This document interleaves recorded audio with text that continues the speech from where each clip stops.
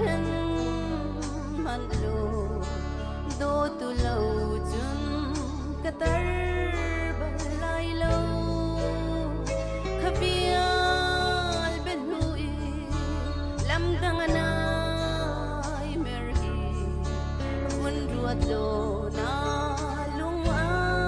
thang mo lo min len digan raksi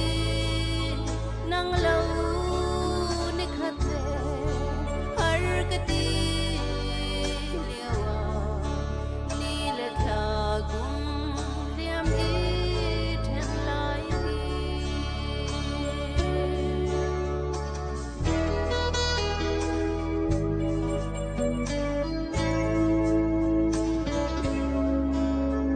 le chim mi ai dang na ro zong ai dang kan ti tha dan yang na phil sang ro kai ni zai ngalo lung thin pha lenin lung takin kan do to karakti lo min leng ti gan raksi nang lau ni khate har kati diawa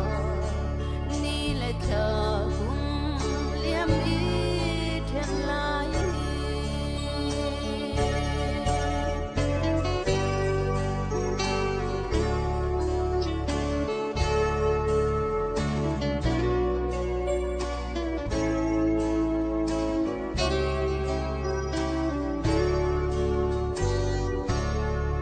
dot na penem te kan chim liao a khan ka ro lo zong tam pi ka ro to anak na in a rang na ti mi kha kai ni a rang ai a kai ro lo min len ti gan raksi